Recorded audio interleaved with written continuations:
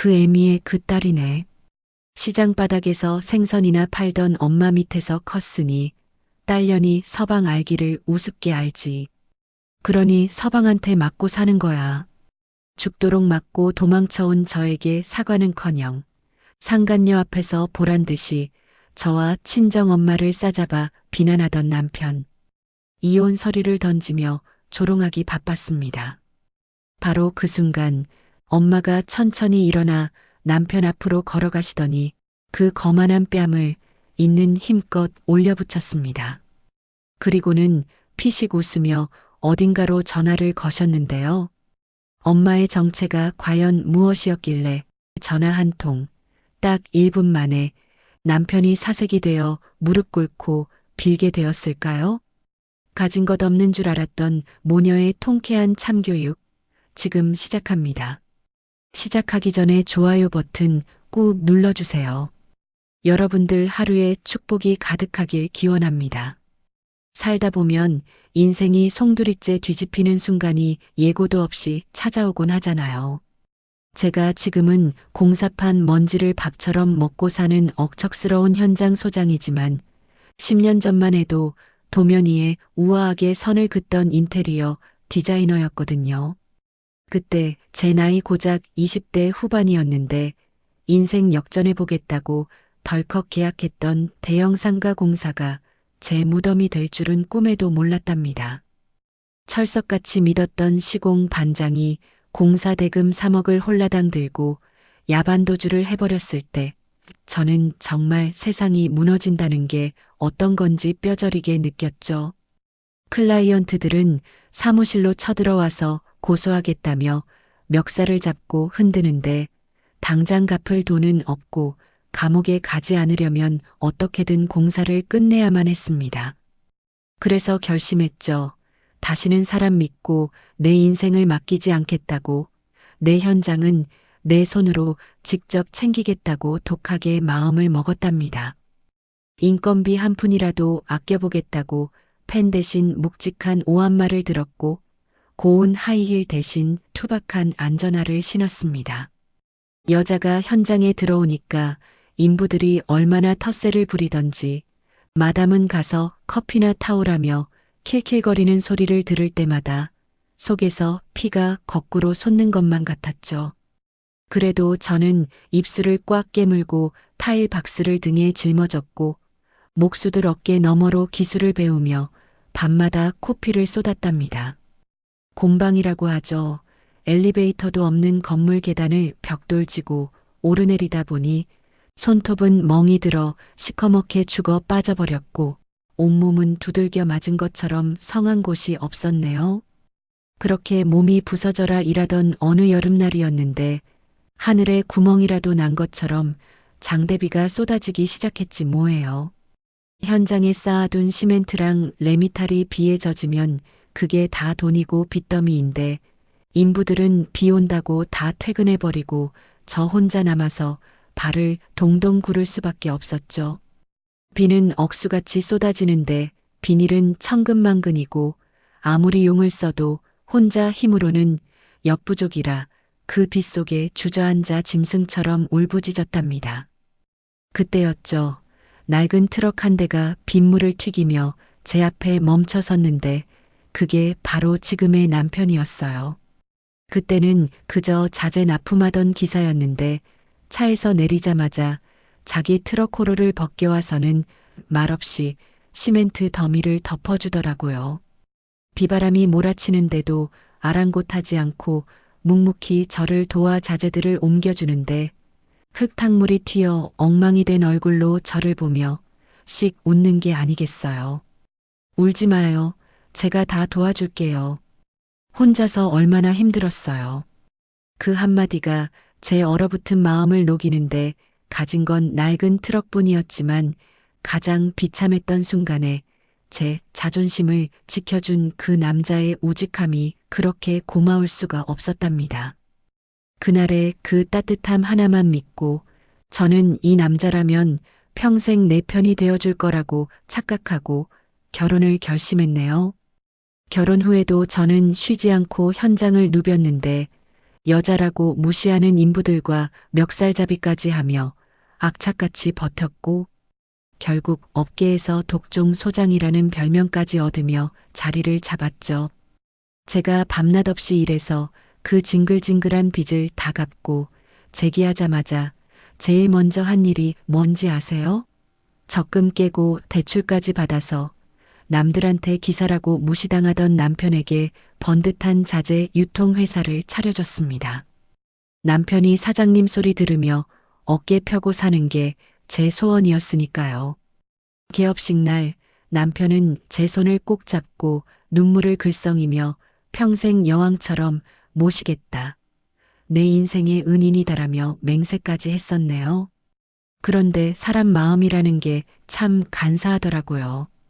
5년이라는 시간이 흐르고 건설붐을 타면서 남편 회사가 연 매출 50억이 넘는 기업으로 성장하니까 그 사람이 변하는 건 순식간이었답니다.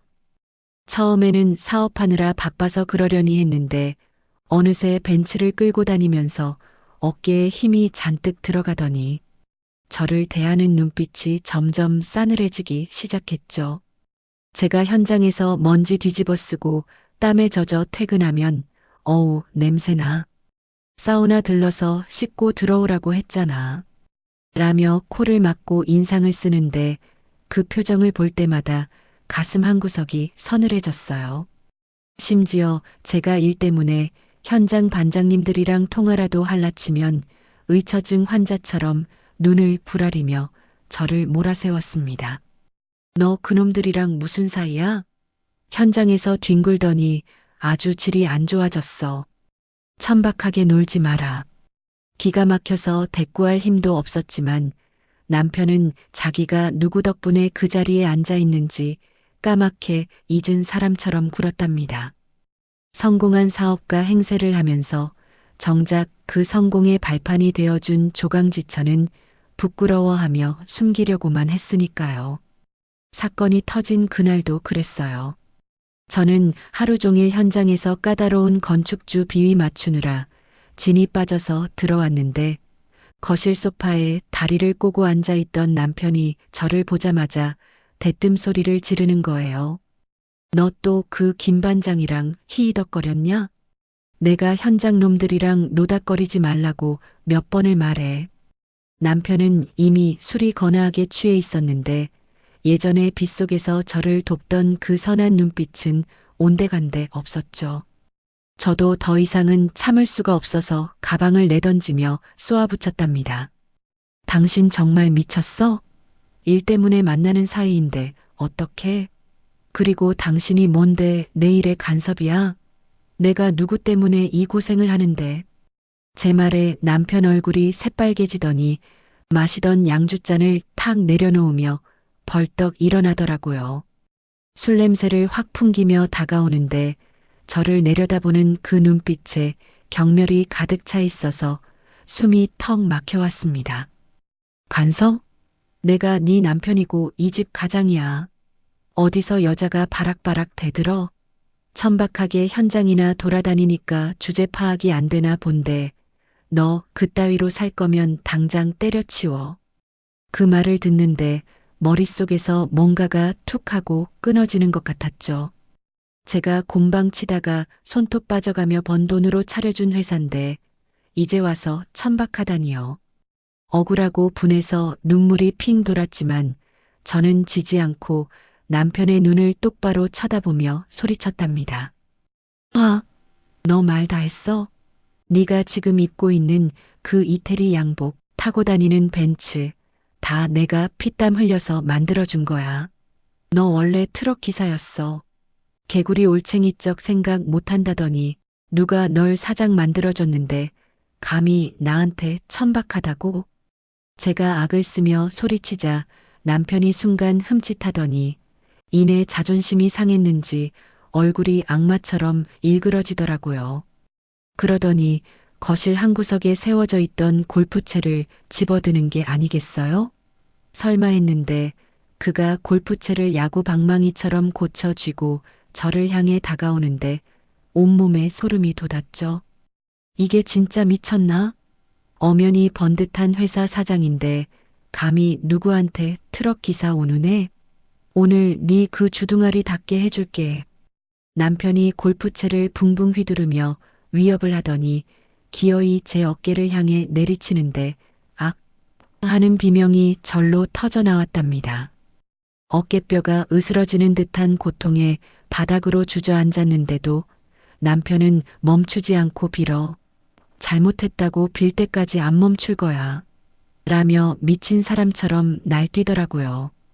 공포에 질려 뒷걸음질 치는데 골프채가 거실 장식장을 박살내면서 유리 조각이 사방으로 튀었고 쨍그랑거리는 소리와 함께 남편의 거친 숨소리가 귓가를 때렸죠.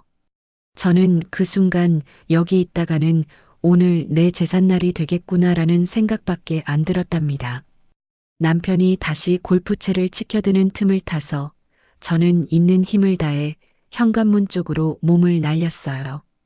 뒤에서 거기 안 서? 잡히면 죽여버린다. 라는 고함 소리가 들려왔지만 뒤도 돌아보지 않고 맨발로 현관문을 박차고 뛰쳐나왔죠.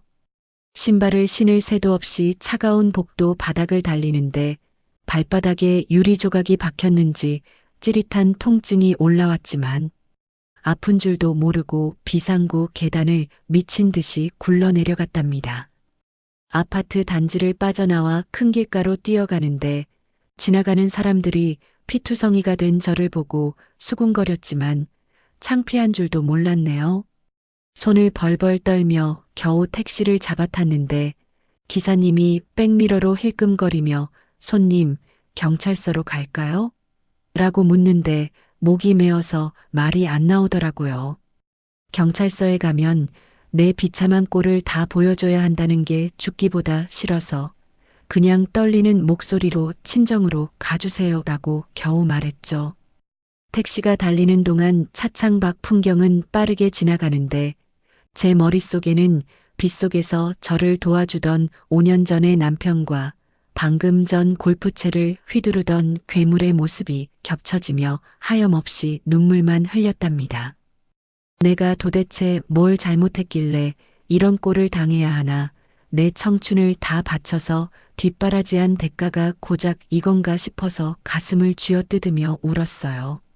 어느새 택시가 친정 골목 어귀에 도착했고 저는 비틀거리며 차에서 내려 익숙한 대문 앞에 섰어요. 초인종을 눌러야 하는데 손이 너무 떨려서 몇 번이나 헛손질을 하다가 겨우 벨을 눌렀답니다. 인터폰에 불이 켜지고 누구세요? 라는 엄마의 목소리가 들리는데 그 목소리를 듣자마자 참았던 설움이 땜이 터지듯 터져나와서 주저앉고 말았어요. 잠시 후 대문이 벌컥 열리고 엄마가 나오셨는데 맨발에 피투성이가 된 제 꼴을 보고 아이고 이게 무슨 일이냐? 라며 비명을 지르시더라고요.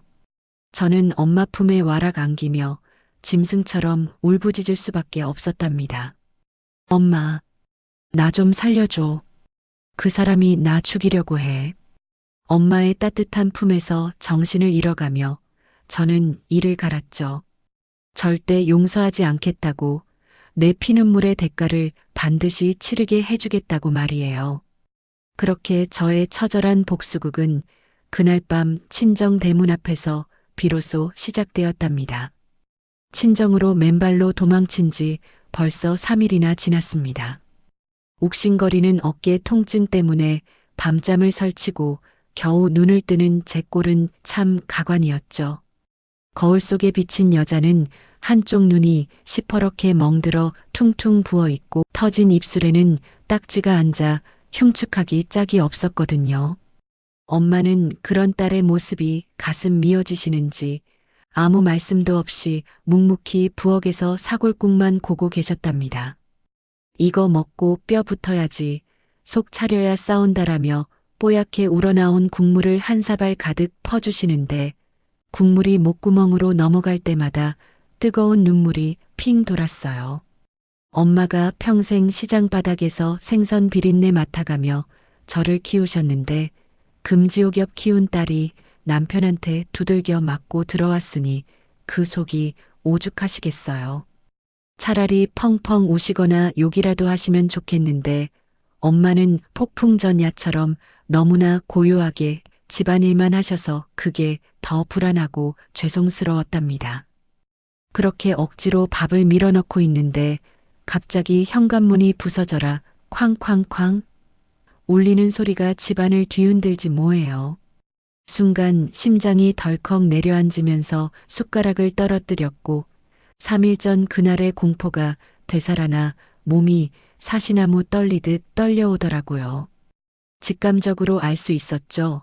그 인간이 찾아왔다는 걸요.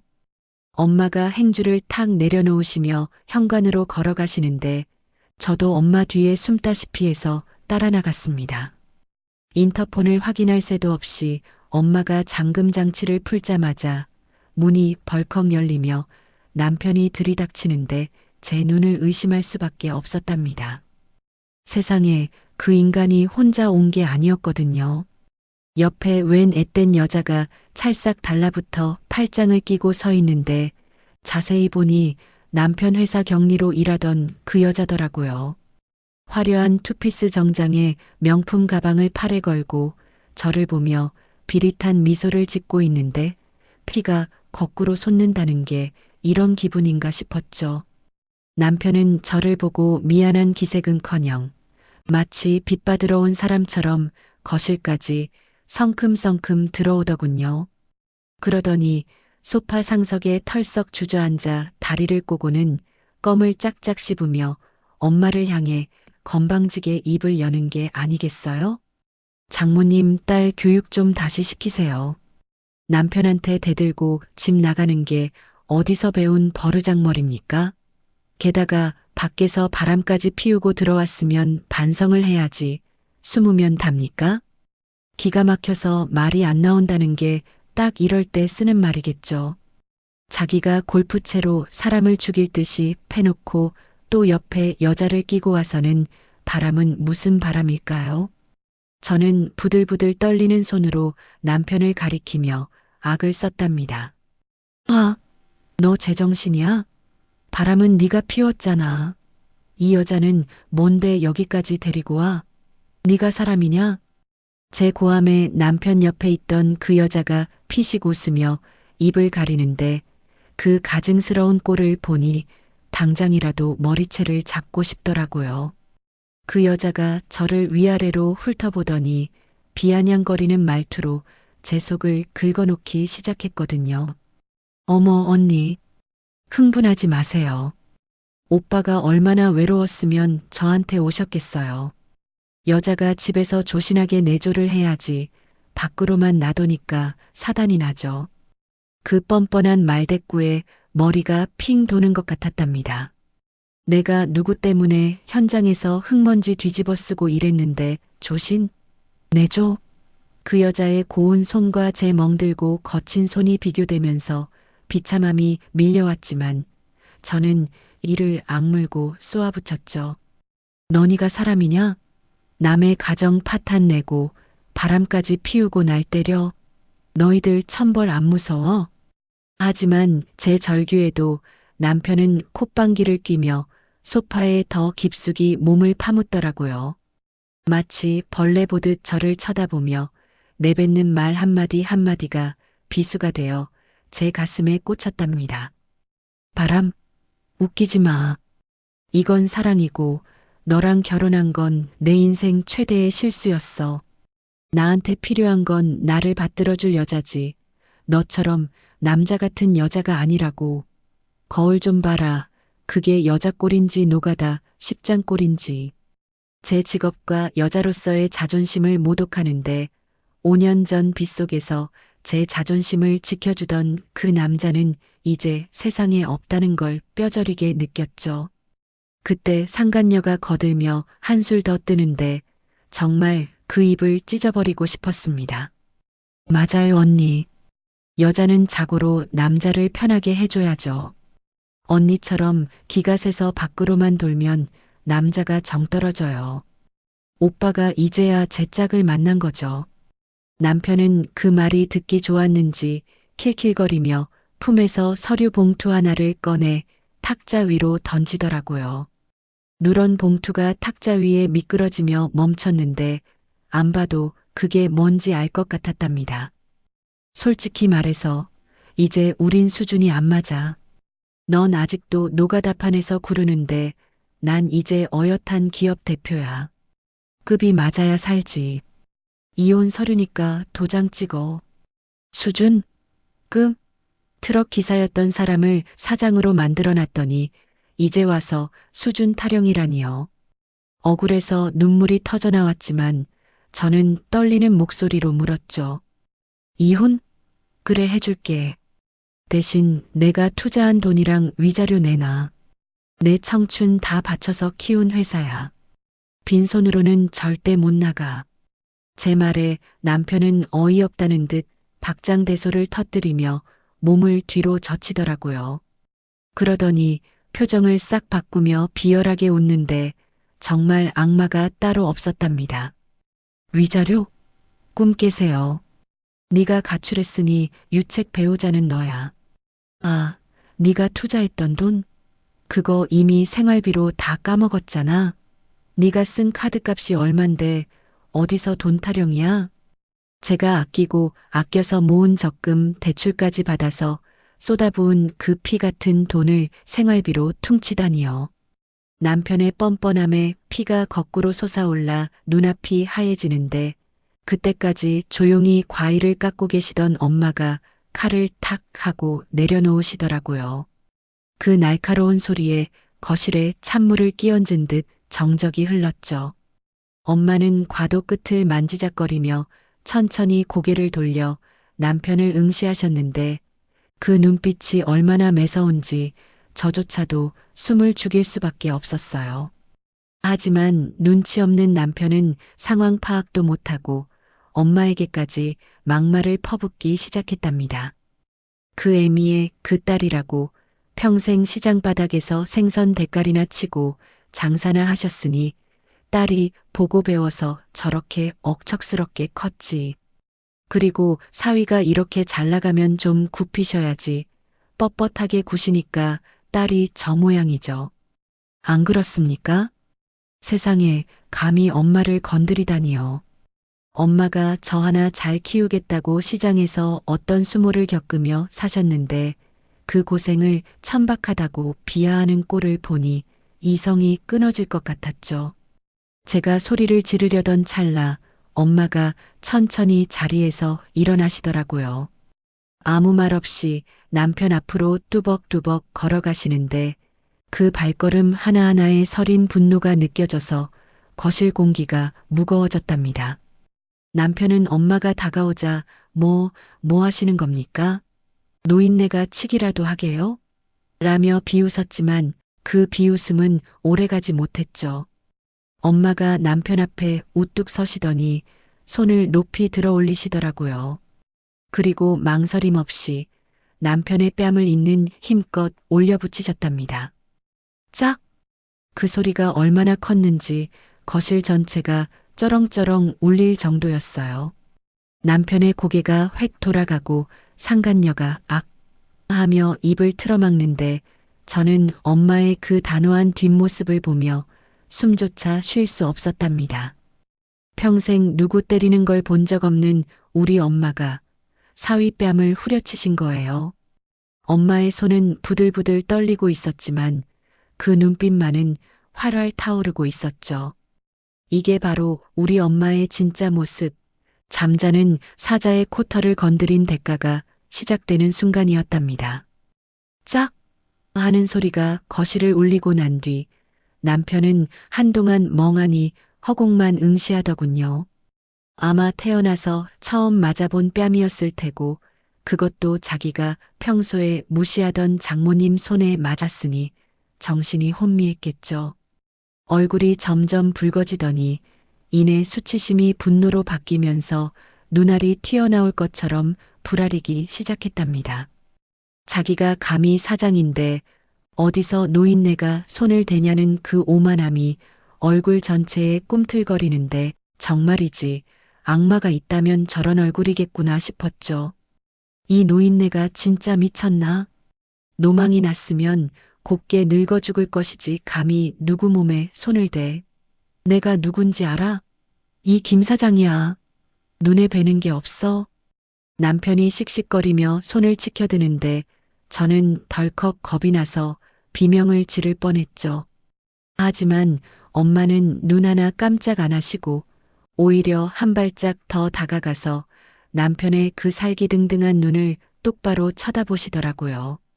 그 기세가 얼마나 서슬퍼런지 치켜들었던 남편의 손이 허공에서 멈칫할 정도였답니다.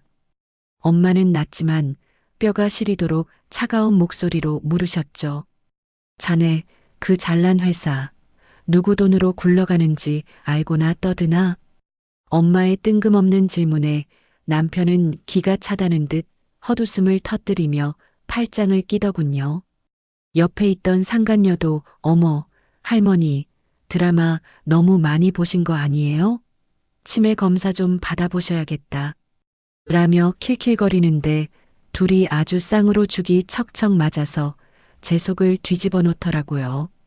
누구 돈이긴요. 투자사에서 제 능력 보고 이 김 사장 이름값 보고 투자한 거죠. 장모님 같은 시장통 노인네가 투자가 뭔지나 알아요? 평생 콩나물 값이나 깎으면서 산 주제에 내 회사가 구멍가게인 줄 아시나 본데 우리 회사는 거대 투자사가 뒤를 봐주고 있다고. 무식하면 가만히나 계세요. 남편이 침까지 튀겨가며 기고만장해서 떠들어대는데 엄마는 더 들을 가치도 없다는 듯 한숨을 푹 쉬시더라고요. 그러더니 품속에서 아주 낡은 박물관에나 있을 법한 폴더폰을 꺼내셨답니다. 요즘 세상에 누가 저런 걸 쓰나 싶어 상간녀가 또 어머, 저 폰 좀 봐. 박물관에서 훔쳐오셨나? 라며 비웃었지만 엄마는 아랑곳하지 않고 익숙하게 단축키 1번을 꾹 누르셨죠. 전화기 너머로 누군가 네, 회장님. 기다리고 있었습니다. 하고 깍듯하게 받는 소리가 얼핏 들렸는데 엄마는 딱 한마디만 던지셨답니다. 김전무, 지금 바로 진행해. 사위 같지도 않은 그놈 회사, 숨통 끊어놔. 자금줄 전면 회수하고 계약서 조항대로 위약금 청구해.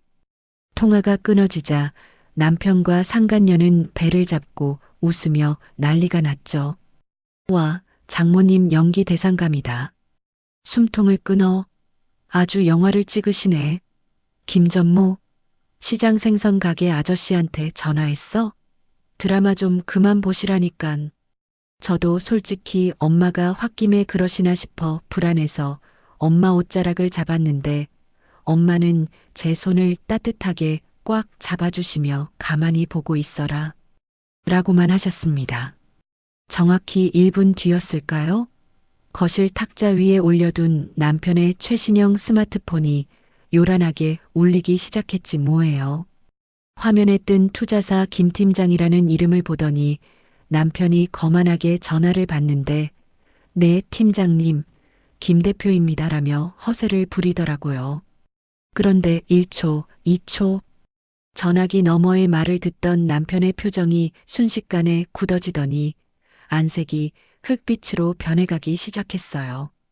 손이 덜덜 떨리면서 목소리가 갈라지는데 방금 전까지 기세등등하던 사장은 온데간데 없고 도살장에 끌려가는 소처럼 눈이 휘둥그레졌죠. 네, 투자금 전액 회수요? 그게 무슨... 아니, 갑자기 왜요? 제가 뭘 잘못했다고. 네, 투자심의위원회 결정이라고요? 아니, 잠깐만요.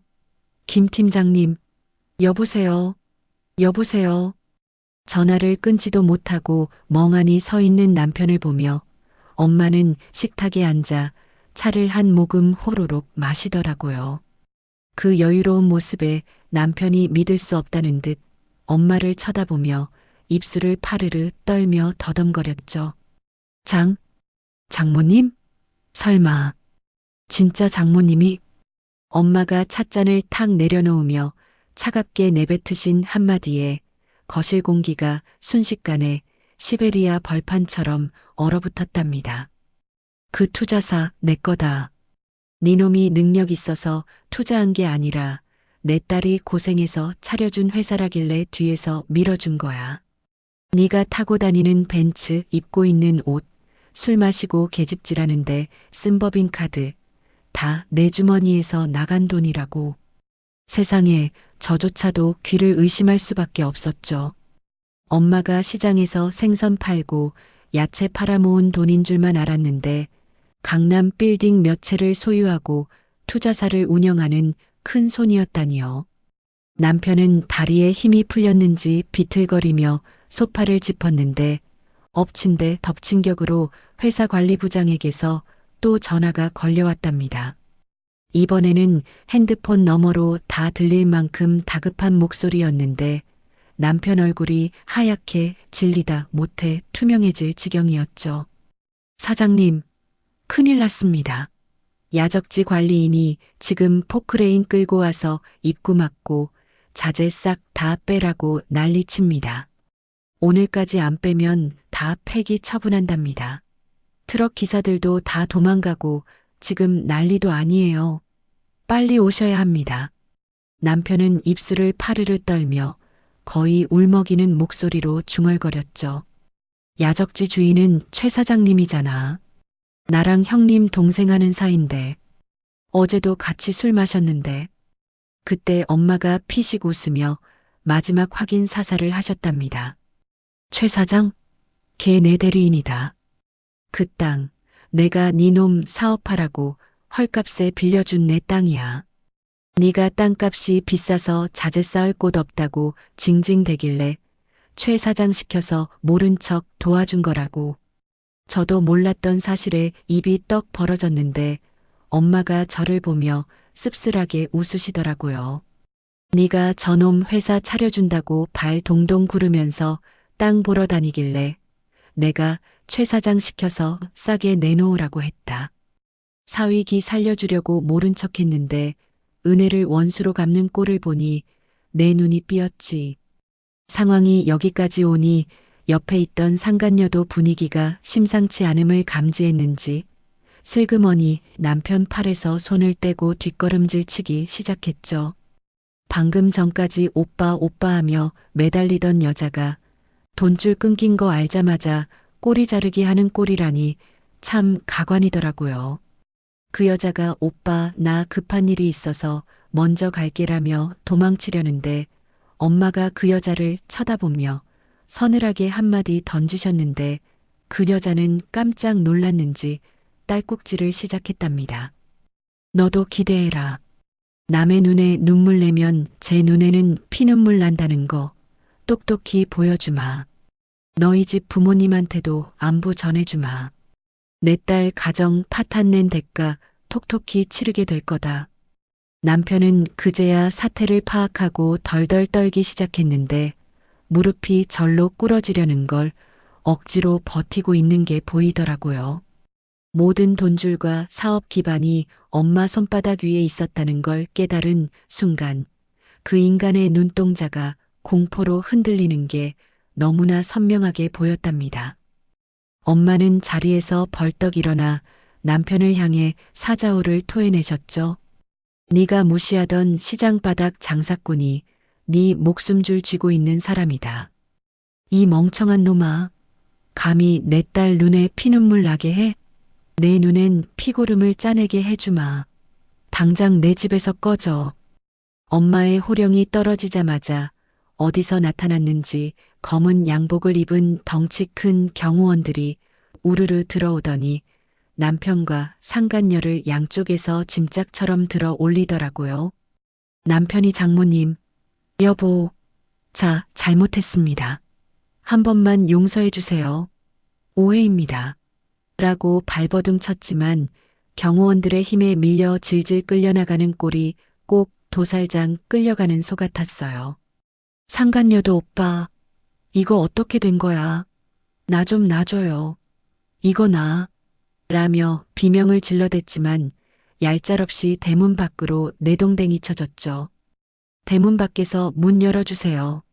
장모님, 제가 죽을 죄를 지었습니다. 여보, 나 좀 살려줘. 라고 울부짖으며 대문을 긁어대는 소리가 들려왔지만 엄마는 냉정하게 인터폰 전원을 뚝 꺼버리셨답니다. 그리고는 털썩 주저앉아 엉엉 우는 저를 안아주시며 등을 쓸어주셨는데 그 손길이 아까 뺨 때리던 손이랑은 비교도 안 되게 따뜻했어요. 울지 마라. 똥차가 가고 벤츠가 온다지만 내 인생은 네가 벤츠가 되면 돼.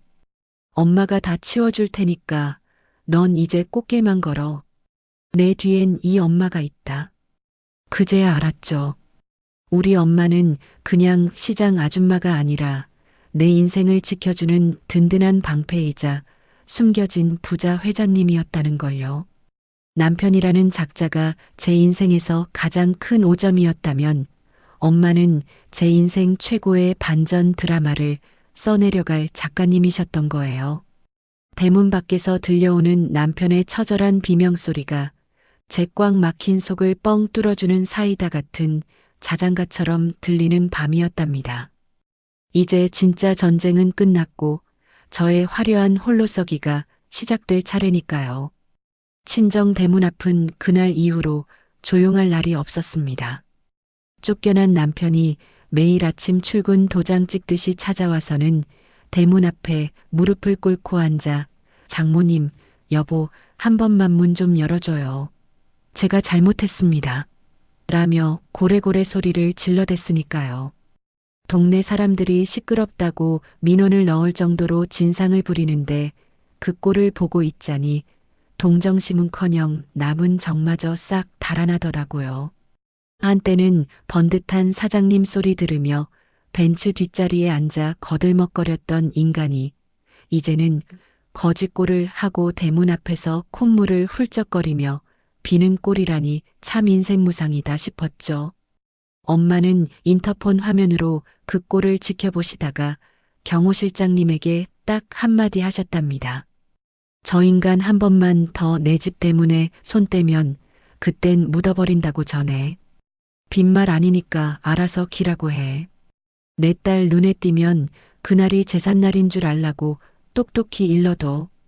엄마의 그 서늘한 경고가 전해졌는지 남편은 대문 근처에는 얼씬도 못하고 담벼락 저 멀리 전봇대 뒤에 숨어서 쭈그리고 앉아 훌쩍거리는데 그 모습이 비에 젖은 똥개마냥 처량하기 그지없었답니다. 저는 엄마의 그 엄청난 재력과 카리스마에 놀라서 입이 다물어지지 않았는데 엄마는 저를 불러앉히더니 아주 단호하게 선을 그으시더라고요.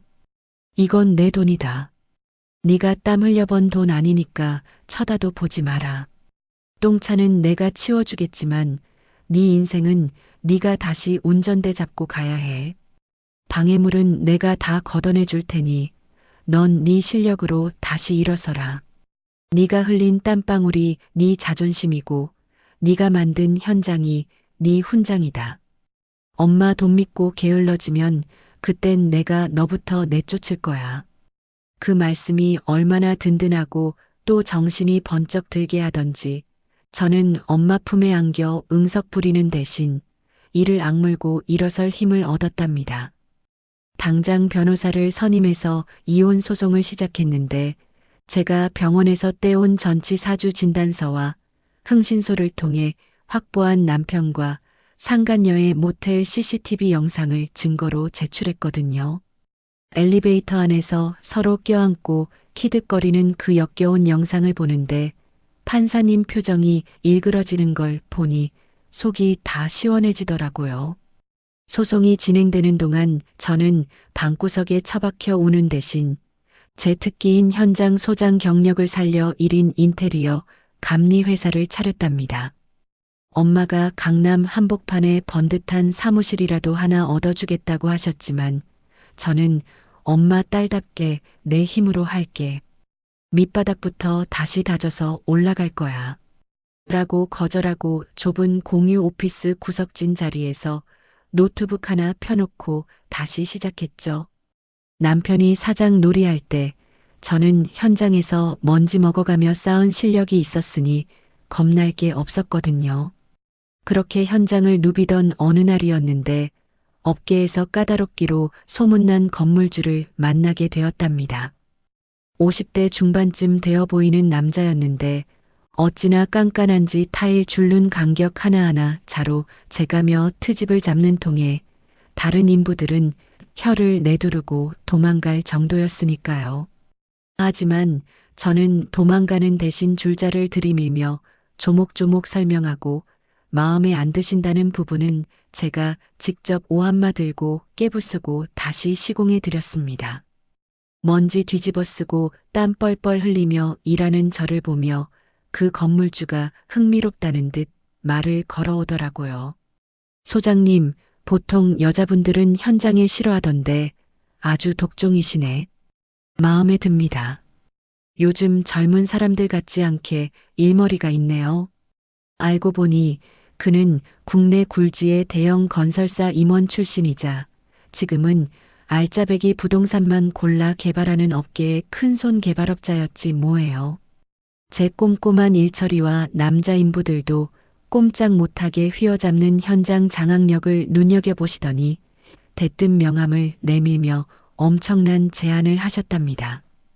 내가 이번에 강남에 낡은 빌딩 하나를 샀는데 통으로 리모델링할 생각입니다. 규모가 꽤 큰데 소장님이 총괄 맡아서 진행해 볼 생각 없습니까? 내 눈은 안 틀립니다. 소장님 실력이면 충분해요. 그 순간 5년 전 빗속에서 떨던 제 모습이 떠오르면서 가슴 벅찬 감동이 밀려오더라고요. 누군가의 아내, 누군가의 며느리가 아니라 온전히 현장 소장으로서의 제 능력을 인정받은 거니까요. 반면 야적지에서 쫓겨난 남편의 회사는 그야말로 쑥대밭이 되어가고 있었답니다. 엄마가 땅을 회수해버리는 바람에 산더미처럼 쌓여있던 자재들을 둘 곳이 없어지자 물류가 완전히 마비되었고 트럭 기사들은 짐을 내리지 못해 아우성을 치다가 다 떠나버렸거든요. 설상가상으로 엄마의 지시로 투자금이 싹 빠져나가고 금융권 대출까지 막히자 돌아오던 어음이 줄줄이 부도가 나면서 회사는 순식간에 공중분해되고 말았죠. 빚쟁이들이 회사로 들이닥쳐 집기류에 빨간 딱지를 붙이고 남편은 벤츠는커녕 입고 있던 양복마저 압류당할 처지가 되니 그제야 정신이 들었나 보더라고요. 상간녀는 회사가 망하자마자 잠적해버렸다는 소문이 돌았고요. 한창 현장에서 자재 체크를 하고 있는데 모르는 번호로 전화가 와서 받았더니 익숙하면서도 듣기 싫은 목소리가 들려왔답니다. 잔뜩 쉬어서 갈라진 목소리로 술에 취했는지 혀가 꼬인 채 구질구질하게 매달리는데 정말 기가 차서 말이 안 나오더라고요. 여보, 나야. 내가 잘못했어. 다 그 여자가 꼬신 거야. 나는 당신밖에 없어. 흑흑. 나 지금 갈 데도 없고 찜질방에서도 쫓겨났어. 저는 차갑게 누구세요? 전 남편 있는 여자 아닌데. 라고 끊으려 했지만 남편은 다급하게 소리치며 헛소리를 늘어놓았죠. 여보, 끊지 마. 제발 끊지 마. 나 지금 노숙자 신세야. 밥도 못 먹었어. 편의점 폐기 도시락 주워 먹으면서 당신 생각만 했어. 당신이 끓여주던 김치찌개 생각나서 미치겠어. 그리고 나 당신의 그 땀 냄새가 그리워. 다른 여자들은 향수 냄새만 나지 사람 냄새가 안 나. 당신 땀 냄새가 진짜였어. 내가 미쳤었어. 제발 한 번만 기회를 줘. 그 말을 듣는데 어이가 없다 못해 헛웃음이 터져 나오더라고요. 언제는 냄새난다고 씻고 들어오라며 코를 막던 인간이 이제 와서 땀 냄새가 그립다니요. 사람이 궁지에 몰리면 얼마나 비굴해질 수 있는지 그 밑바닥을 보는 것 같아 소름이 돋았답니다. 저는 한 손으로 안전모를 고쳤으며 최대한 경멸을 담아 쏘아붙였어요. 웃기고 자빠졌네. 야, 김 사장. 아니지, 이제 신용불량자 김씨지? 너 기억 안 나? 나더러 천박하다며 냄새난다며? 이제 와서 냄새가 그리워? 꿈 깨세요. 넌 이제 내 땀 냄새 맡을 자격도 없어. 네 코가 썩었나 본데 병원 갈 돈도 없지? 제 서슬퍼런 말에 남편이 여보 하며 울먹였지만 저는 숨도 안 쉬고 마지막 한 방을 날려주었답니다. 깜빵 가서 콩밥 냄새나 실컷 맡아라. 다시는 연락하지 마. 이 쓰레기야. 내 번호 알면 신고할 거야. 전화를 뚝 끊고 수신 차단 버튼을 누르는데 10년 묵은 채증이 쑥 내려가는 것처럼 속이 뻥 뚫리더라고요. 옆에서 듣고 있던 작업 반장님이 소장님, 오늘따라 목소리에 힘이 넘치시네요. 무슨 좋은 일 있으세요? 하며 엄지척을 해주시는데 저도 모르게 환하게 웃고 말았답니다. 그 후로 저는 개발업자님의 전폭적인 지지 아래 대규모 리모델링 프로젝트를 성공적으로 이끌어갔습니다. 현장에서 남자 인부들을 호령하며 공사를 지휘하는 제 모습이 입소문을 타면서 업계에서는 저를 강남의 독종 소장이라고 부르기 시작했죠. 밤늦게까지 도면을 검토하고 견적서를 작성하다가 문득 창문에 비친 제 얼굴을 보게 되었는데 멍들고 상처투성이었던 얼굴은 사라지고 눈빛이 살아있는 커리어 우먼이 서 있더군요. 이혼 서류에 도장이 찍히던 날 저는 법원 앞 국밥집에서 혼자 순대국밥을 시켜 먹으며 다짐했답니다. 이제 누군가를 위해 희생하는 삶은 끝났다고 오로지 나 자신을 위해 건물을 짓고 내 인생을 리모델링하겠다고 말이에요. 엄마가 치워준 방해물 없는 탄탄대로 위를 저는 안전화를 신고 그 누구보다 힘차게 달리기 시작했답니다. 사람 인생이라는 게 참 얄궂으면서도 한편의 드라마 같지 않나요? 불과 몇 달 전만 해도 낡은 작업복에 흙먼지 뒤집어 쓰고 안전모 눌러 쓴 채 현장을 누비던 제가 이제는 강남 한복판에 우뚝 솟은 번듯한 오피스 빌딩으로 출근을 하게 되었으니까요. 제1인 기업이었던 조그만 회사는 날개를 달고 법인으로 전환되었고 제 명함에는 현장 소장이라는 투박한 직함 대신 주식회사 더빌드 대표이사라는 무거운 타이틀이 황금색으로 새겨지게 되었답니다. 이제는 무릎 나온 헐렁한 작업바지 대신 몸에 딱 떨어지는 세련된 맞춤 정장을 입고 흙 묻은 안전화 대신 또각또각 소리가 경쾌한 명품 하이힐을 신고 미팅을 주도하러 들어가거든요. 클라이언트들 앞에서 프레젠테이션을 마치고 계약서에 도장을 찍을 때마다 제 안에서 무언가가 뜨겁게 차오르는 희열을 느끼곤 했죠. 하지만 제 성공만으로는 이 드라마의 결말이 완벽해질 수 없다는 걸 저는 누구보다 잘 알고 있었답니다. 내 인생을 진흙탕으로 밀어넣었던 그 인간들에게 똑같은 지옥을 맛보게 해줘야 비로소 제 상처가 아물 것 같았으니까요. 가장 먼저 타깃이 된 건 제 가정을 파탄내고 뻔뻔하게 도망친 그 상간녀였어요.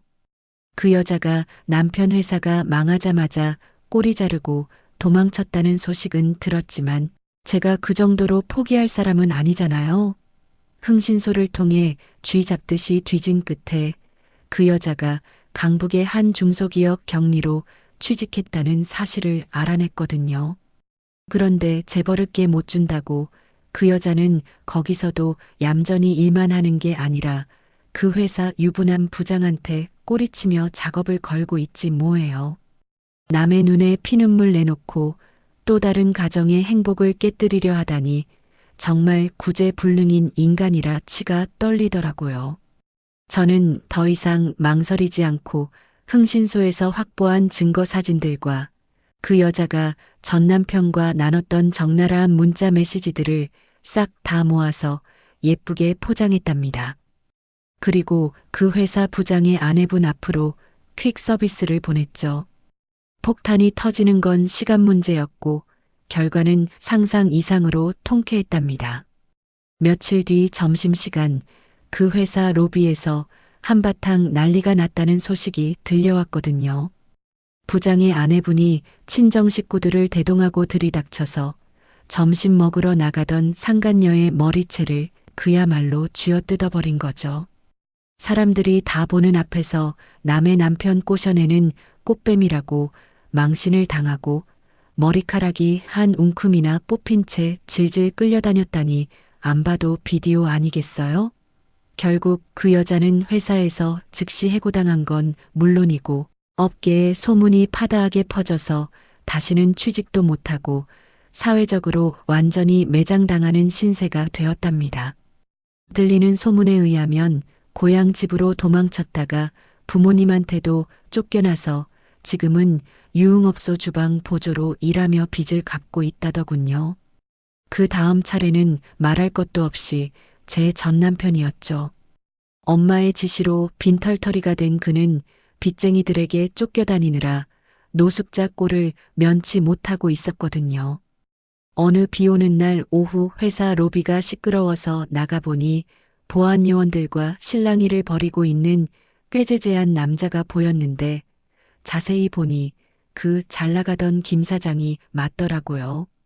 냄새나는 점퍼에 떡진 머리, 며칠은 굶은 듯 퀭한 눈으로 저를 발견하자마자 달려오려는데 경호원들에게 가로막혀 가닥에 엎어지고 말았죠. 그의 손에는 편의점 폐기 도시락 하나가 들려 있었는데 바닥에 엎어지면서 밥알이 흩어지는 꼴이 참 비참하더라고요. 여보, 아니, 대표님, 나 좀 살려줘. 나 며칠째 밥도 못 먹었어. 제발 밥이라도 한 끼 사줘. 우리가 그래도 부부였잖아. 정을 봐서라도 나 좀 도와줘. 나갈 데가 없어. 바닥을 기며 제 구두 끝을 잡으려는 그 손이 어찌나 혐오스럽던지 저는 뒤로 한 발짝 물러서며 싸늘하게 내려다보았답니다. 주변에 있던 직원들이 수군거리며 쳐다봤지만 저는 개의치 않고 로비 보안팀장을 불렀습니다. 여기 잡상인 얼씬도 못하게 하세요. 관리 안 합니까? 당장 끌어내세요. 경찰에 신고해서 업무방해로 넘기시고요. 저 사람 다시는 이 근처에 얼씬도 못하게 조치 취해주세요. 제 차가운 지시에 남편은 여보, 네가 어떻게 나한테 이럴 수가 있어. 내가 잘못했어. 한 번만 용서해줘. 라고 울부짖었지만 건장한 보안 요원들에 의해 짐짝처럼 들려 회전문 밖으로 내동댕이 쳐졌답니다. 유리문 너머 빗속에 널브러진 채 대성통곡하는 그를 보며 저는 5년 전 빗속에서 저를 도와주던 그 남자의 잔상을 완전히 지워버렸죠. 그는 더 이상 제 구원자가 아니라 제가 버린 쓰레기일 뿐이었으니까요. 법적인 마무리도 완벽하게 끝났답니다. 이혼 재판에서 승소한 건 당연한 결과였고 저는 전 남편이 차명으로 숨겨두었던 지방의 땅까지 찾아내서 재산분할 대상에 포함시켰거든요. 변호사님이 대표님 정말 독하시네요. 어떻게 이런 것까지 찾아내셨습니까? 라며 혀를 내두를 정도로 저는 그 인간의 뼈와 살을 발라내듯 철저하게 털어냈답니다. 전 남편이 몰래 빼돌려 놓은 비자금 계좌까지 추적해서 압류를 걸어버렸으니 이제 그에게 남은 건 땡전 한 푼 없는 빈털터리 신세뿐이었죠. 위자료와 재산분할 판결이 내려지던 날 전 남편은 법정 바닥에 주저앉아 내 돈, 내 땅 하며 통곡했지만 저는 눈길 한 번 주지 않고 법원을 빠져나왔죠. 이제 제 인생의 김씨라는 오점은 깨끗하게 지워졌고 저는 완벽한 자유의 몸이 된 거니까요. 모든 복수가 끝나고 저는 엄마를 모시고 생전 처음으로 최고급 호텔 스파를 예약했습니다.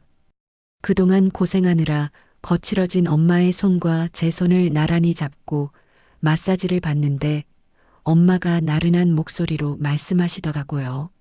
아이고, 내 팔자에 이런 호사를 다 누려보네. 이제야 속이 좀 시원하다. 그동안 우리 딸 고생하는 거 볼 때마다 내가 마음이 얼마나 아팠는지 아냐? 당장이라도 가서 다 엎어버리고 싶었는데 네가 그 일을 너무 사랑하는 게 보여서 꾹 참았다. 이제는 즐기면서 해라. 엄마의 그 한마디에 코끝이 찡해지면서 눈물이 핑 돌았죠. 엄마가 뒤에서 얼마나 마음 졸이며 저를 지켜보셨을지 그 깊은 사랑이 전해져서 가슴이 먹먹해지더라고요. 저는 엄마 쪽으로 몸을 돌려 환하게 웃으며 대답했답니다. 엄마 딸이라서 다행이야. 진짜로. 엄마가 밀어줘서 여기까지 왔으니까 이젠 내 건물 내가 지을 거야. 엄마 이름으로 된 세상에서 제일 멋진 빌딩 하나 지어줄게. 우리 이제 꽃길만 걷자. 엄마 사랑해. 엄마와 저는 서로를 바라보며 세상에서 가장 행복한 웃음을 터뜨렸답니다. 창밖으로는 화려한 도시의 야경이 펼쳐져 있고 제 곁에는 든든한 엄마가 있고 통장에는 두둑한 잔고와 성공한 커리어가 있으니 더 바랄 게 없었거든요. 인생의 정점, 클라이맥스라는 게 바로 이런 기분이구나 싶어서 온몸이 짜릿할 정도였죠. 엄마와 함께 샴페인 잔을 부딪히며 축배를 드는데 그 달콤한 맛이 마치 제 인생의 보상처럼 느껴졌답니다. 그런데 말이에요. 신은 인간이 너무 행복해하는 꼴을 못 보는 걸까요? 그날은 제가 꼬박 1년을 공들여 진행해 온 강남 대형 리모델링 프로젝트의 준공식을 코앞에 둔 날이었답니다. 새로 단장한 빌딩 로비에 서서 반짝이는 대리석 바닥과 세련된 조명들을 올려다보는데 가슴이 터질 것처럼 벅차올랐죠. 이 건물의 벽돌 한 장, 타일 한 조각에 제 피와 땀이 서려 있다고 생각하니 지나간 고생들이 주마등처럼 스쳐 지나가며 눈시울이 붉어질 정도였어요. 마지막으로 옥상 정원 조경 상태를 점검하려고 안전모를 쓰고 올라갔는데 유난히 햇살이 눈부신 탓인지 어지럼증이 느껴지더라고요. 처음에는 그저 며칠 밤샘 작업을 해서 빈혈기가 있나 보다 하고 대수롭지 않게 넘기려 했답니다. 그런데 발을 떼는 순간 다리 사이에서 무언가가 왈칵하고 쏟아지는 느낌이 들면서 아랫배를 칼로 후벼 파는 듯한 끔찍한 통증이 밀려왔죠. 하고 다급하게 아래를 내려다보는데 제가 입고 있던 베이지색 정장 바지가 순식간에 붉은 선혈로 물들어가는 게 아니겠어요? 너무 놀라서 비명을 지를 새도 없이 다리에 힘이 풀려 주저앉았고 차가운 옥상 바닥에 쓰러지면서 흐려지는 의식 속으로 안드는데 나 내일 준공식 해야 하는데 라는 생각만 간절했죠. 현장 직원들이 대표님 119 불러 라고 소리치는 다급한 외침이 물속에서 듣는 것처럼 웅웅거릴 뿐이었답니다. 눈을 떴을 때는 병원 특유의 소독약 냄새가 코를 찔렀고 하얀 천장이 빙글빙글 돌고 있었어요. 정밀 검사가 끝나고 의사 선생님과 마주 앉았는데 차트 넘기는 소리만 들릴 뿐 의사 선생님의 표정이 너무나 심각해서 침이 꼴깍 넘어가더라고요. 한참 만에 입을 뗀 선생님의 한마디는 제 인생을 다시 한번 벼랑 끝으로 밀어버리는 사형 선고나 다름없었답니다. 보호자분 안 계십니까? 혼자 들으시기에 좀 버거우실 텐데. 자궁암 2기입니다. 종양 크기가 생각보다 크고 림프절전이 가능성도 보여서 당장 수술 날짜 잡아야 합니다. 순간 귀에서 삐 하는 이명소리가 들리면서 아무 말도 할 수가 없었습니다. 암이라니요. 이제 겨우 30 후반인데 이제 막 그 지긋지긋한 전남편 그늘에서 벗어나서 내 이름 석자 걸고 성공하려는데 암이라니요. 제가 넋이 나간 표정으로 왜 저한테 이런 병이 생긴 거죠? 라고 묻자 의사 선생님은 안경을 고쳤으며 건조하게 말씀하셨죠. 오랫동안 극심한 스트레스에 시달리신 것 같고 현장 일을 하신다고 했죠? 페인트나 신어 같은 유해 물질에 장기간 노출된 데다 과로가 겹쳐서 면역 체계가 완전히 무너진 상태입니다. 몸이 비명을 지르는데 그동안 너무 혹사시키셨네요. 그 말을 듣는데 망치로 뒤통수를 세게 얻어맞은 기분이더라고요. 제가 현장에서 흘린 땀방울이 훈장인 줄 알았는데 그게 저를 죽이는 독이 되었다는 사실을 받아들이기가 너무 힘들었답니다. 하늘이 원망스럽다 못해 저주스러워서 병원 복도에 주저앉아 짐승처럼 울부짖고 싶었어요. 엄마한테는 죽어도 알리고 싶지 않았죠. 그동안 저 때문에 고생만 하시다가 이제야 호텔 스파 다니며 웃으시는 엄마한테 딸이 암에 걸렸다는 소식을 어떻게 전하겠어요.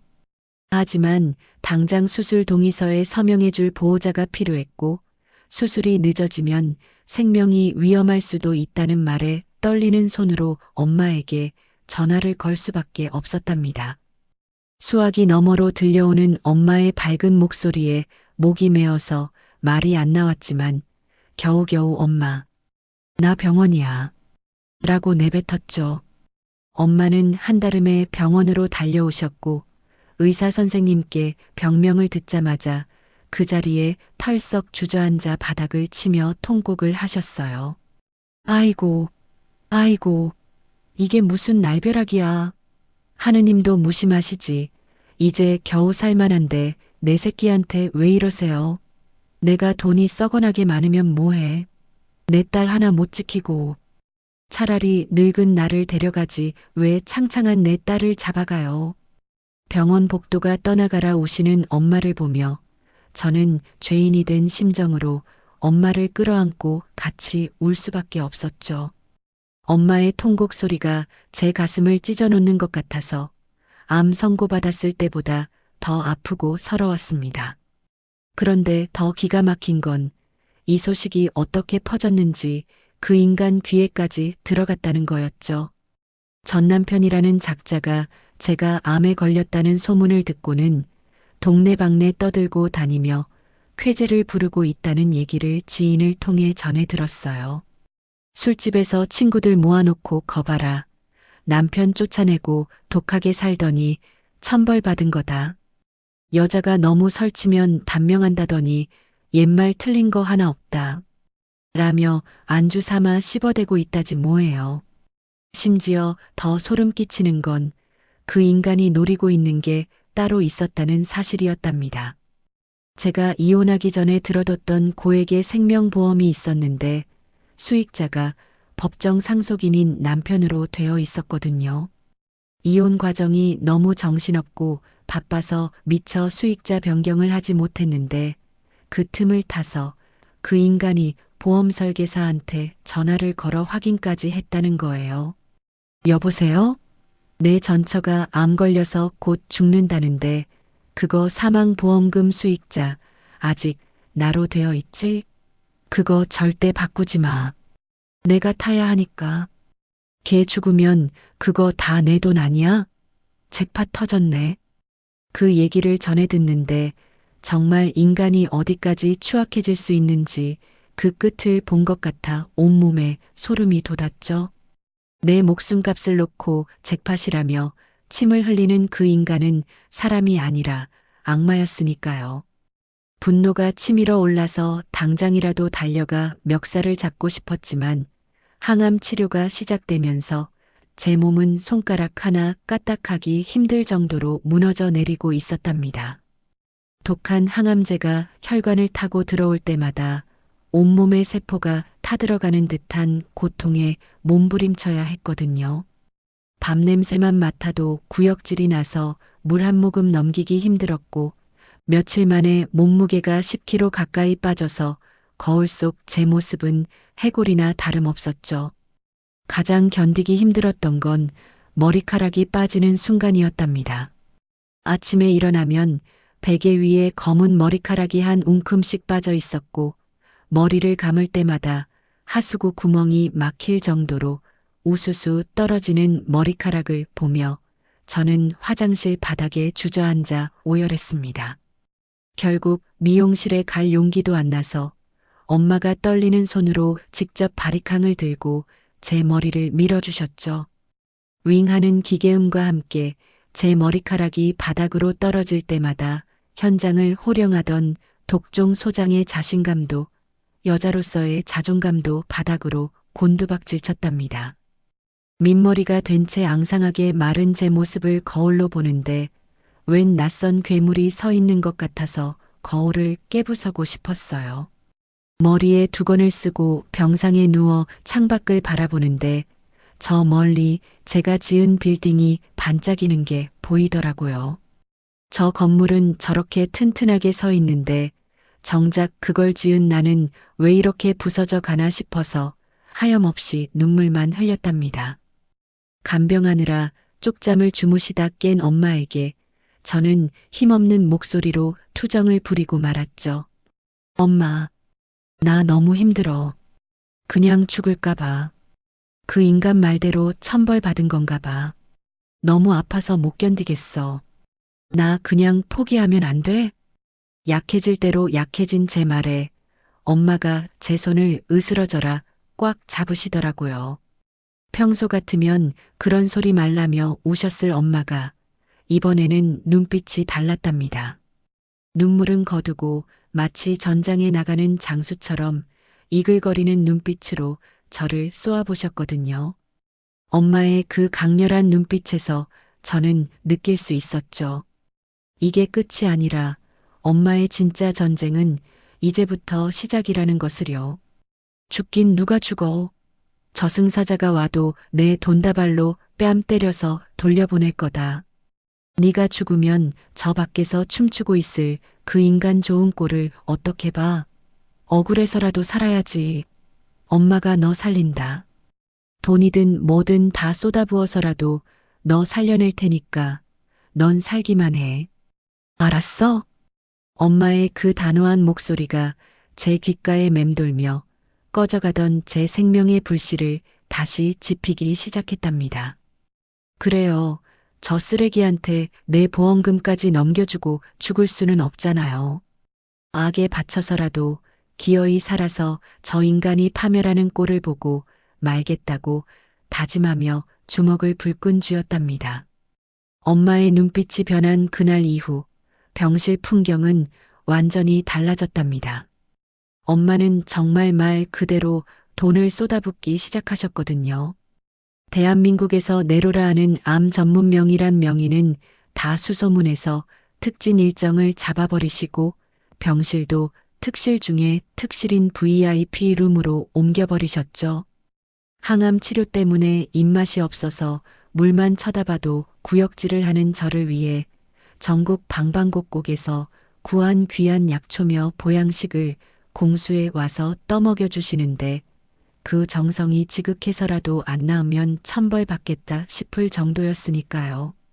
엄마는 의사 선생님 바짓가랑이를 붙잡고 우는 대신 원장님, 제 딸 살려만 주시면 병원의 의료 장비 최신형으로 싹 다 기증하겠습니다.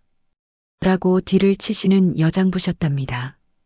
덕분에 병원장님까지 내려와서 제 회진을 돌 정도였으니 엄마의 재력이 새삼 무섭고도 든든하게 느껴지더라고요. 그런데 그 평화로운 병실에 기어코 사단이 나고 말았답니다. 수술을 며칠 앞둔 어느 날 밤이었는데 항암제 부작용으로 비몽사몽간에 식은땀을 흘리며 누워 있었거든요.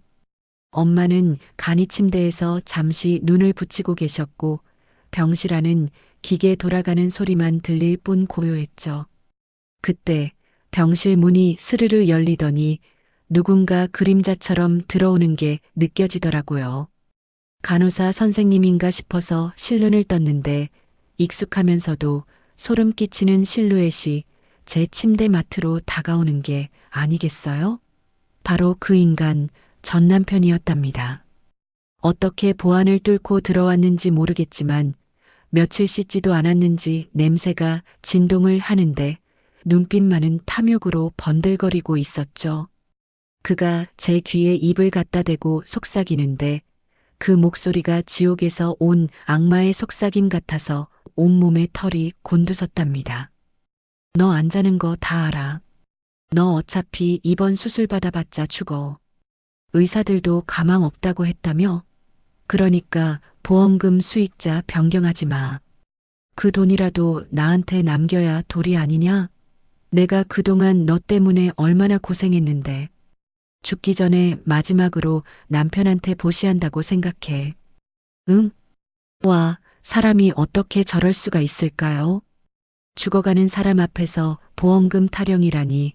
저 인간은 태어날 때부터 염치나 양심 따위 없었던 게 분명하다는 생각이 들었죠. 소리라도 지르고 싶은데 몸이 말을 안 들어서 끙끙거리고 있는 찰나 침대 맞은편 어둠 속에서 서늘한 목소리가 들려왔답니다. 도리, 니놈이 주둥아리로 도리를 노네? 남편이 기겁을 하며 뒤를 돌아보는데 언제 깨셨는지 엄마가 링거 거치대를 야구 방망이처럼 쥐고 서 계시더라고요. 잠복 근무하던 형사처럼 어둠 속에서 눈을 번뜩이시는데 그 기세에 눌려 남편이 히 하고 비명을 지르며 뒷걸음질 쳤죠.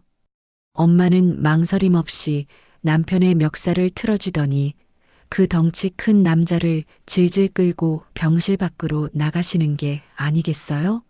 저도 링거줄을 매단 채 비틀거리며 따라 나갔는데 엄마는 남편을 비상구 계단으로 끌고 가서 벽에다 처박아 버리셨답니다.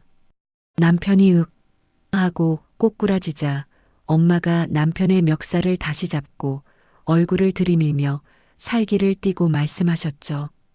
평소에 우아한 사모님 모습은 온데간데였고 시장 바닥에서 산전수전 다 겪은 여전사의 모습 그 자체였거든요. 야, 이 버러지 같은 놈아. 내가 내 딸 살리려고 저승사자랑 맞짱 뜨고 있는데 니놈이 감히 보험금을 노려. 네가 정 죽고 싶어서 환장을 했구나. 내가 경고하는데 한 번만 더 내 딸 눈에 띄거나 병원 근처에 얼씬거리면 그땐 널 산채로 공구리 쳐서 내 건물 기초석으로 써주마. 알았어. 엄마의 눈에서 뿜어져 나오는 진짜 살기에 남편은 오줌을 지릴 듯이 떨며 자, 잘못했습니다. 다시는 안 오겠습니다. 라고 빌었지만 엄마는 자비가 없으셨답니다. 엄마의 연락을 받고 대기하고 있던 변호사팀과 경찰들이 비상구 문을 열고 들이닥쳤거든요. 업무방해, 스토킹, 협박 및 주거침입 현행범입니다. 당장 체포하세요. 엄마의 차가운 지시에 경찰들이 남편의 손목에 수갑을 채웠고 남편은 장모님, 여보, 한 번만 봐줘. 라고 울부짖으며 끌려나갔답니다. 다음 날 엄마는 변호사를 통해 제 생명보험 수익자를 전부 엄마 명의로 즉시 변경해 버리셨고 남편에게는 접근 금지 가처분 신청과 함께 민형사상 소송을 추가로 걸어 구치소에 집어넣으셨죠. 그렇게 제 인생의 가장 큰 암덩어리가 떨어져 나가자 신기하게도 살아야겠다는 의지가 불타오르더라고요. 드디어 수술 당일 저는 12시간이 넘는 대수술을 받기 위해 차가운 수술대 위에 누웠습니다. 수술실에 들어오기 직전 엄마는 제 손을 꼭 잡고 엄마가 밖에서 지키고 있을게. 쫄지 마. 넌 내 딸이야. 라고 속삭여 주셨어요. 그 목소리를 동아줄처럼 붙잡고 저는 깊은 잠속으로 빠져들었죠. 기나긴 어둠 속에서 몇 번이나 포기하고 싶었지만 그때마다 엄마의 호통 소리와 억울해서라도 살아야겠다는 오기가 저를 깨웠답니다. 눈을 떴을 때는 온몸이 찢어지는 듯 아팠지만 살았구나, 내가 이겼구나 하는 안도감에 눈물이 주르륵 흘러내렸죠. 회복실로 옮겨진 후 저는 병실 창밖으로 보이는 강남의 빌딩 숲을 하염없이 바라보곤 했답니다. 저기 어딘가에 제가 피땀 흘려 지은 건물들이 서 있다고 생각하니 묘한 기분이 들더라고요. 콘크리트와 철근으로 지은 건물도 비바람을 견디는데 하물며 그 건물을 지은 내가 이렇게 쉽게 무너질 수는 없잖아요. 내가 지은 건물보다 내가 더 튼튼해야지. 내 인생의 기초 공사 다시 한다고 생각하자. 이번엔 부실 공사 없이 아주 튼튼하게 짓는 거야. 그렇게 마음을 다잡고 회복에 힘쓰고 있는데 반가운 손님이 찾아왔답니다. 바로 저에게 리모델링 프로젝트를 맡겼던 그 개발업자 파트너였죠. 보통 병문안 오면 꽃바구니나 음료수 박스를 들고 오기 마련이잖아요. 그런데 이 양반은 뜬금없이 누런 서류 봉투와 하얀 안전모 하나를 들고 쭈뼛쭈뼛 들어오시더라고요. 제가 헬쑥한 얼굴로 대표님, 이게 뭐예요? 라고 묻자 그분이 안전모를 제 침대 위에 올려놓으며 쑥스러운 듯 말씀하셨답니다. 꽃은 시들잖아요. 소장님한테는 이게 더 어울릴 것 같아서요. 그리고 이거 우리 다음 프로젝트 설계 도면입니다. 소장님 감각이 없으니까 현장이 안 돌아가요. 인부들도 소장님 언제 오냐고 난리고 빨리 일어나서 현장 지휘하셔야죠. 당신 자리 비워뒀습니다. 그 투박하지만 진심이 담긴 위로에 저는 참았던 웃음을 터뜨리고 말았답니다. 꽃보다 안전모라니 정말 공사판 사람들다운 선물이었지만 그 어떤 꽃다발보다 향기롭게 느껴졌죠. 저는 그 안전모를 가슴에 품고 다시 한번 뜨거운 눈물을 흘리며 재활 의지를 불태웠답니다. 반면 감옥에 갇힌 전 남편은 비참한 최후를 맞이하고 있었죠. 들리는 소문에 의하면 그가 옥중에서 상간녀에게 수십 통의 편지를 보냈다고 해요. 오빠가 나가면 다시 시작하자 숨겨둔 돈이 있다는 둥 헛소리를 늘어놓으며 면회를 오라고 애원했는데 상간녀가 딱 한 통의 답장을 보냈다더군요. 연락하지 마세요. 재수 없으니까. 그 편지를 받고 남편이 감방 안에서 미쳐 날뛰다가 교도관을 폭행하는 바람에 독방에 갇혔다고 하더라고요. 그야말로 인과응보, 사필귀정이라는 말이 딱 들어맞는 결말이었죠. 그리고 6개월 뒤 아직 머리카락이 다 자라지 않아서 세련된 쇼컷 가발을 쓴 제가 다시 현장으로 돌아왔답니다. 안전화를 신고 현장 입구에 들어서는데 코끝을 찌르는 시멘트 먼지 냄새와 강목 냄새가 어찌나 반갑던지요. 마치 고향집에 돌아온 것처럼 마음이 편안해지더라고요. 저를 본 현장 반장님들과 직원들이 하던 일을 멈추고 우르르 달려오는데 다들 눈시울이 붉어져서는 말을 잇지 못했답니다. 대표님, 오셨습니까? 몸은 좀 어떠십니까? 우렁찬 인사소리에 저도 모르게 울컥했지만 저는 짐짓 아무렇지 않은 척 안전모를 눌렀으며 씩씩하게 외쳤답니다. 다들 뭐 하세요? 일 안 합니까? 저 왔으니까 이제 농땡이 칠 생각 마세요. 오늘부터 다시 빡세게 돌아갑니다. 자, 8층 타일 마감부터 체크하러 갑시다. 네, 알겠습니다. 하는 힘찬 대답과 함께 직원들이 박수를 치며 환호성을 질렀죠. 가발 속 땀방울이 송골송골 맺혔지만 저는 그 어느 때보다 살아있음을 느꼈답니다. 죽음의 문턱까지 갔다 온 현장의 여전사가 드디어 화려하게 귀환한 순간이었으니까요. 이제 제 인생에 브레이크는 없습니다. 오로지 직진, 엑셀만 밟을 예정이거든요. 시간이라는 게 참 무섭기도 하고 고맙기도 한 것 같아요. 그 죽을 것 같던 고통의 터널을 지나온 지 벌써 2년이라는 시간이 흘렀거든요. 얼마 전 대학병원에서 정기 검진을 받았는데 차트를 넘기던 의사 선생님이 안경을 고쳐 쓰시며 활짝 웃으시더라고요. 축하합니다. 완치 판정입니다. 이제 암세포는 그림자도 안 보입니다. 그 말을 듣는 순간 다리에 힘이 풀려 주저앉을 뻔했는데 옆에서 듣고 계시던 엄마가 아이고 하나님, 부처님 감사합니다. 하며 의사 선생님 손을 잡고 덩실덩실 춤을 추시는 바람에 진료실이 웃음바다가 되었답니다. 이제 저는 더 이상 그 답답하고 더운 가발을 쓰지 않아요. 항암 치료가 끝나고 새로 자라난 머리카락은 예전보다 훨씬 억세고 윤기가 흐르는데 저는 이 머리카락을 아주 짧은 쇼컷으로 치고 당당하게 다닌답니다. 거울 속에 비친 제 모습은 예전에 긴 머리를 휘날리던 여리여리한 디자이너가 아니라 비바람을 견뎌낸 단단한 바위처럼 강인해 보이는 진짜 제 모습이라서 훨씬 마음에 들거든요. 머리카락 사이로 시원한 바람이 지나갈 때마다 아, 내가 진짜 살았구나. 내가 이겼구나. 하는 전율이 온몸을 감싸고 돈답니다. 제 사업도 제 건강만큼이나 단단하게 자리를 잡았습니다. 아팠던 경험을 토대로 친환경 힐링 인테리어라는 전문 브랜드를 런칭했는데 이게 그야말로 대박을 터뜨렸지 뭐예요. 새집 증후군 없는 천연 자재, 암 환자도 안심하고 쉴 수 있는 치유의 공간을 만든다는 제 진심이 통했는지 예약이 6개월치나 밀려 있을 정도로 문전성시를 이루고 있거든요.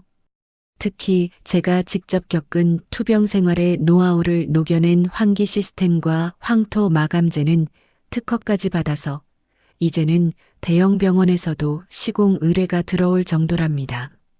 어느 화창한 봄날이었는데 제가 직접 총괄하고 있는 3,000평 규모의 대형 요양병원 신축 현장에 감리를 나갔을 때였죠. 하얀색 안전모에 대표이사 직함이 박힌 조끼를 입고 현장 소장님들과 도면을 보며 지시를 내리고 있었는데 저 멀리서 낡아 빠진 용달 트럭 한 대가 갤갤갤거리는 소음을 내며 들어오더라고요. 엔진 소리가 어찌나 시끄러운지 대화가 끊길 정도라 인상을 찌푸리며 쳐다봤는데 흙먼지를 일으키며 멈춘 트럭 문이 열리고 내리는 기사의 뒷모습이 어딘가 낯이 익었답니다. 구겨진 등산 조끼에 무릎 나온 작업 바지, 땀에 젖어 떡진 머리카락, 그리고 굽이 다 닳아버린 낡은 안전화. 그 기사가 짐을 내리려고 뒤를 도는 순간 저와 눈이 딱 마주쳤는데 세상에 바로 그 전 남편이었어요. 그는 저를 보자마자 귀신이라도 본 사람처럼 그 자리에서 얼어붙더군요. 아마 믿기지 않았을 거예요. 암에 걸려 골골대던 전처가 수십 명의 직원들을 거느리고 화려한 정장 차림으로 현장을 지휘하고 있으니 눈을 비비고 다시 쳐다보더라고요. 제 주변에는 건장한 현장 소장들과 감리단장들이 저를 호위하듯 둘러싸고 있었고 저는 그 중심에서 빛나는 존재였으니까요. 반면에 그의 꼴은 말이 아니었답니다. 한때 벤츠를 끌고 다니며 거드름 피우던 김 사장의 모습은 온데간데 없고 햇볕에 새까맣게 탄 얼굴에는 깊은 주름이 패여 있고 손에는 목장갑이 구멍 난 채 끼워져 있었으니까요. 그가 입을 벙긋거리며 무어라 말을 하려는 찰나 저는 놀라지도 화를 내지도 않았답니다. 심장 박동조차 빨라지지 않는 제 자신이 신기할 정도였는데 제 마음속에는 그 어떤 분노도 미움도 남아있지 않고 그저 길가에 굴러다니는 돌멩이를 보는 듯한 무관심뿐이었거든요. 저는 그에게 다가가 차갑고 사무적인 말투로 딱 한마디를 던졌죠.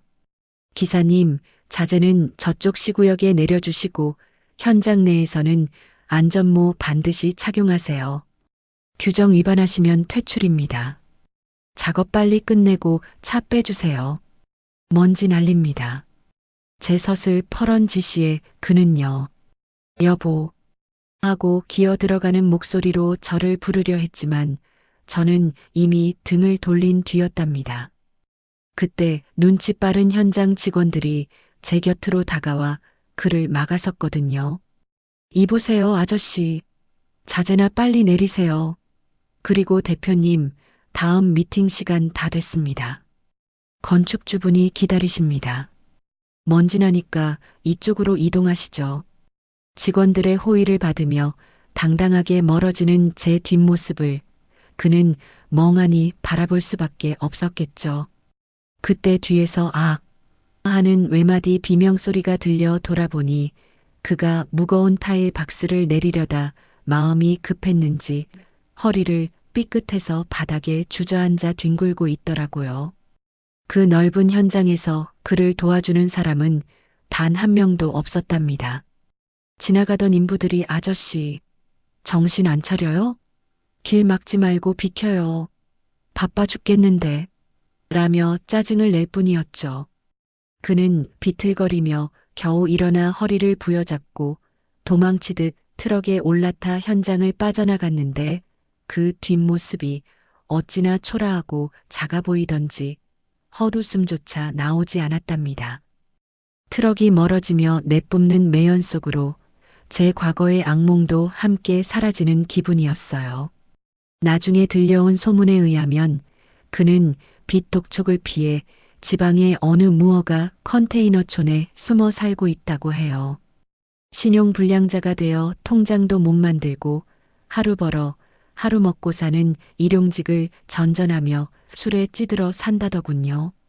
겨울이면 난방도 안 되는 냉골 바닥에서 소주병을 끌어안고 내가 왕년에 사장이었는데 라는 헛소리만 중얼거린다는데 주변 사람들도 다 피한다고 하더라고요.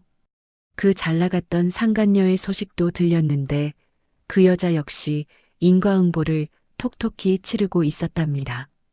또 다른 유부남에게 꼬리치다가 그 와이프한테 제대로 걸려서 상간녀 소송을 당했고 위자료 3천만 원을 물어주니라 사채까지 끌어다 썼다지 뭐예요.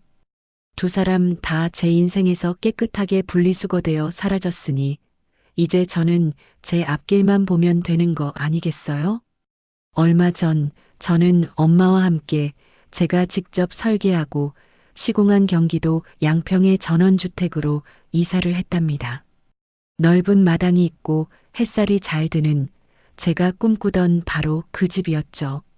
대문 옆에는 아주 특별한 명패를 하나 달았는데 위에는 어머니 성함, 그 아래에는 건축가 제 이름. 이렇게 두 사람의 이름을 나란히 새겨 넣었습니다. 엄마는 그 명패를 보시고는 소녀처럼 좋아하시며 매일 아침마다 수건으로 닦으시는데 진짜 내 집 같다며 활짝 웃으시는 모습을 볼 때마다 저도 덩달아 행복해진답니다. 지금 저는 2층 테라스에 앉아 따뜻한 햇살을 맞으며 새로운 프로젝트 도면을 그리고 있고 마당에서는 엄마가 텃밭에 상추며 고추를 심느라 분주하시네요. 흙냄새와 풀냄새가 어우러진 바람이 불어오는데 이보다 더 평화롭고 완벽한 일상이 또 있을까 싶어요. 가끔은 빗속에서 트럭 호로를 씌워주던 옛날 생각이 나기도 하지만 이제는 그 기억조차 아프지 않고 그저 지나간 옛날 이야기처럼 느껴진답니다. 아, 참. 그리고 저는 요즘 강연도 다니고 있답니다. 암을 이겨낸 현장 소장, 인생을 리모델링하는 여자라는 주제로 강연 요청이 쇄도하고 있거든요. 어제는 구청 강당에서 수백 명의 여성분들을 모시고 강연을 했는데 제 이야기를 듣고 눈물을 흘리시는 분들을 보며 제가 오히려 위로를 받았답니다. 이혼하고 혼자 아이 키우는 싱글맘, 병마와 싸우는 환우분들, 남편의 배신으로 고통받는 분들이 제 손을 잡고 희망을 얻었다고 말씀해 주시는데 제가 살아남은 이유가 바로 이거구나 싶더라고요. 강연을 마칠 때마다 제가 꼭 하는 멘트가 있는데 그 말을 할 때 가장 큰 박수가 터져 나오곤 하죠. 저는 마이크를 잡고 관객 한 분 한 분과 눈을 맞추며 진심을 담아 이렇게 말했답니다. 여러분, 인생이 무너진 것 같다고 벼랑 끝이라고 좌절하지 마세요. 우리 손에 망치 들 힘만 남아 있어도 우리는 언제든 무너진 인생을 다시 지을 수 있습니다. 건물이 무너지면 다시 올리면 되듯이 우리 인생도 다시 설계하면 됩니다. 제가 했으니 여러분도 할 수 있습니다. 우리는 생각보다 훨씬 튼튼하거든요. 절대 포기하지 마세요. 강연장의 뜨거운 박수 소리가 아직도 귓가에 맴도는 것 같네요. 도면을 마무리하고 기지개를 켜는데 마당에서 엄마의 목소리가 들려옵니다. 딸, 밥 먹어. 오늘 네가 좋아하는 된장찌개 끓였다. 얼른 내려와. 밥 식는다. 네, 엄마. 지금 가요. 저는 그리던 도면을 접어두고 슬리퍼를 신은 채 계단을 뛰어내려가 마당으로 달려갑니다.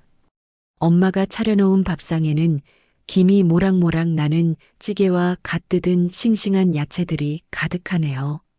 밥상 머리에 앉아 엄마와 마주보고 숟가락을 드는데 엄마의 눈가에 주름진 웃음이 번지고 저도 덩달아 환하게 웃음이 터집니다. 이렇게 밥 한 끼, 웃음 한번 나눌 수 있는 이 순간이 바로 성공이고 행복 아니겠어요? 저 멀리 파란 하늘 위로 뭉게구름이 흘러가고 붉게 물드는 노을을 바라보며 저는 마음속으로 조용히 독백을 으어조려 봅니다. 비바람 치던 내 인생의 현장이었지만 결국엔 이렇게 튼튼하고 아름다운 집을 지었으니 말이에요. 이번 현장도 그리고 내 인생의 일막도 마감 참 잘했다.